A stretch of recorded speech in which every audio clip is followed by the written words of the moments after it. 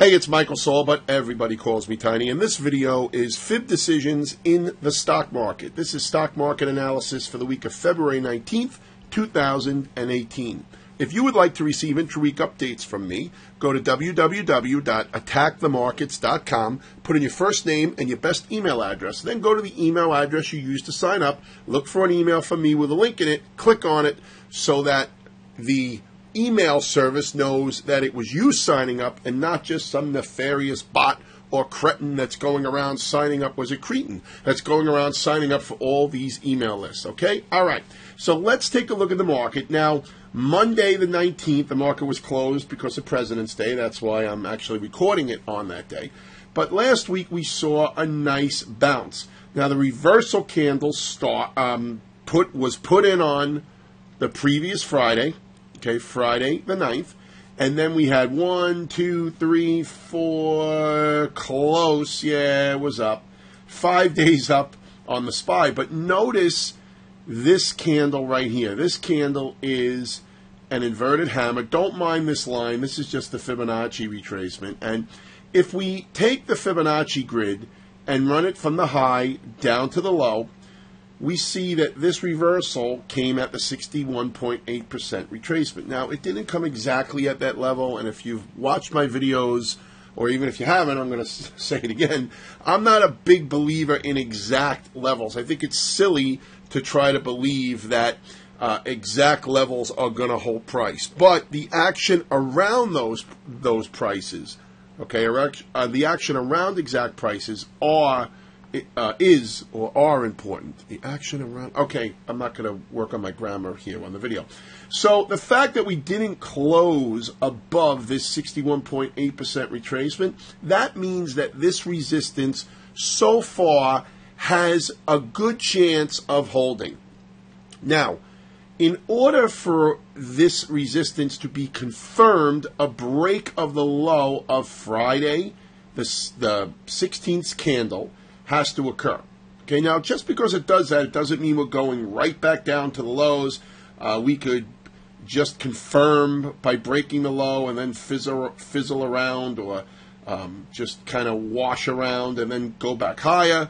We could take our time going lower. We may not make a full retracement. We may make a partial retracement, etc., etc. Now, if we were to break Friday the 16th high, that would be resistance failure. Now, I know, well, wait a minute, I don't understand. Don't we just have to get past this 61.8% retracement? Well, kinda, but it's more important to break the high of the candle that couldn't get above that resistance. Okay, does that make sense? Any questions, just write me at tiny@attackthemarkets.com, and I'll explain it, even if I have to get on the phone with you to explain it. All right, so right here, it's decision time. Are the bears going to come back in and continue this move lower? And again, doesn't have to go all the way down. Maybe it's going to surpass this low and keep on going. We don't know until the first thing we see is confirmation.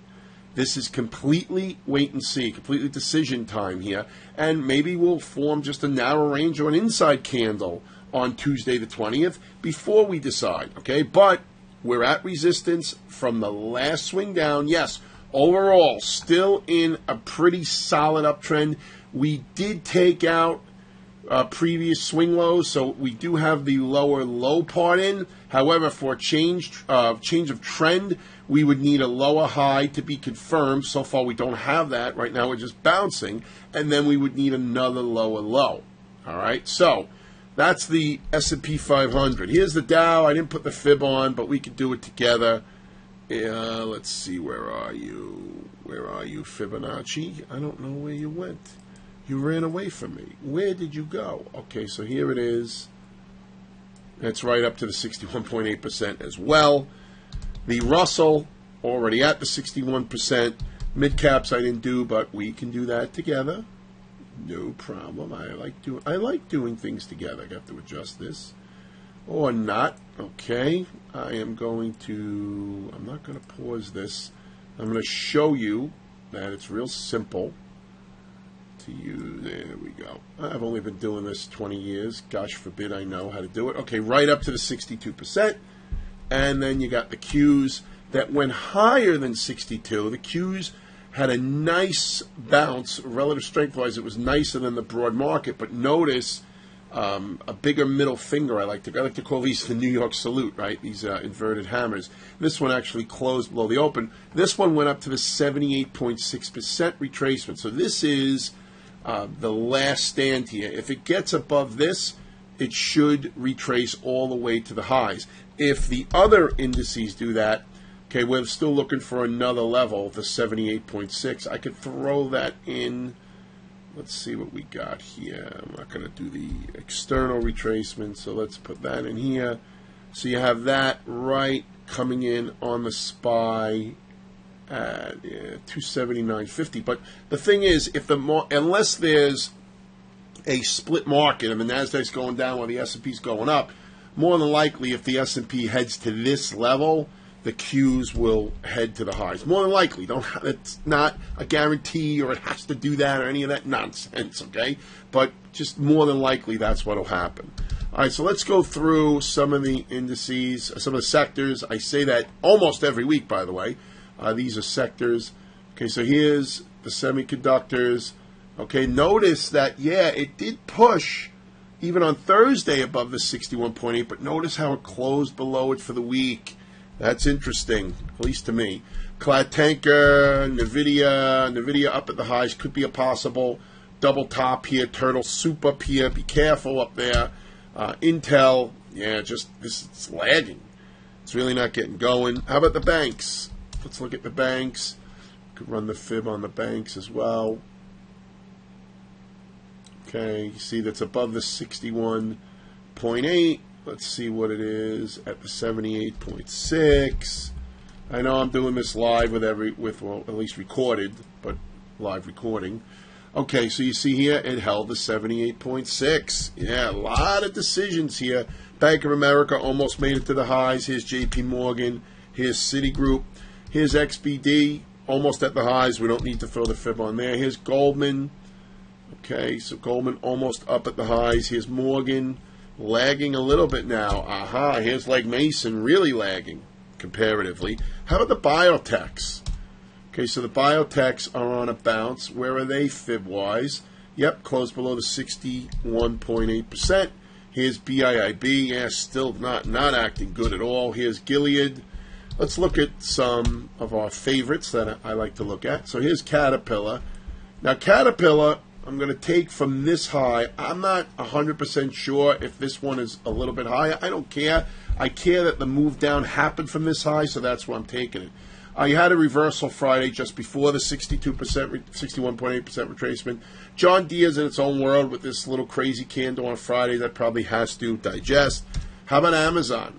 So let's look at Amazon as Bezos is still holding on to richest man in the world.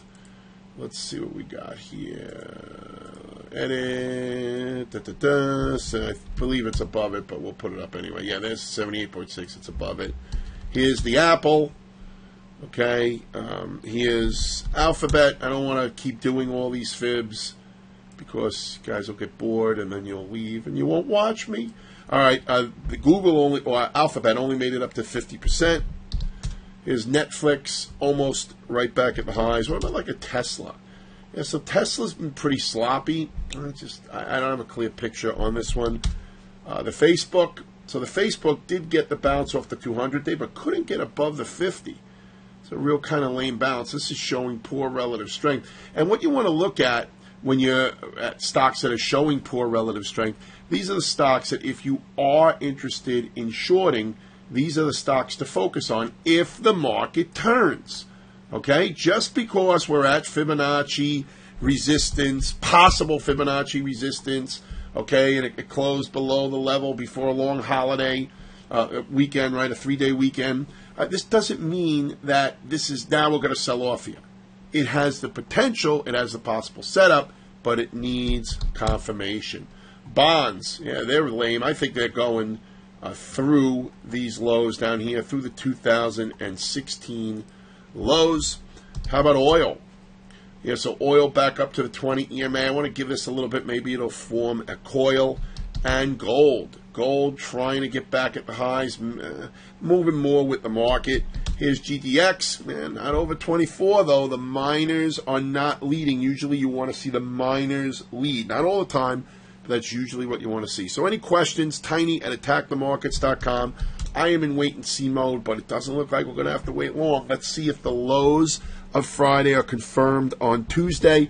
And of course, like I said, that doesn't mean we automatically sell off, but we should be watching for one now. If that confirmation happens, we want to watch the market, and we want to see if the bears are strong enough to push it back, or if the bulls can try to continue the bounce that started last week. Tiny@attackthemarkets.com. Give me a thumbs up on YouTube if you would be so kind. I would greatly appreciate it. Also, since you've waited all the way to the end, I have a special announcement coming this week on the email. It's not just a ploy to get you to sign up, but sign up at attackthemarkets.com. But it's a little special offer I have for email subscribers, a chance to test out a pilot program of a new service that I'm thinking of doing. So sign up for the list and look for that email probably Wednesday. All right? Any questions? For the third time, tiny@attackthemarkets.com. Have a great trading week, or I will talk to you via the intra-week emails.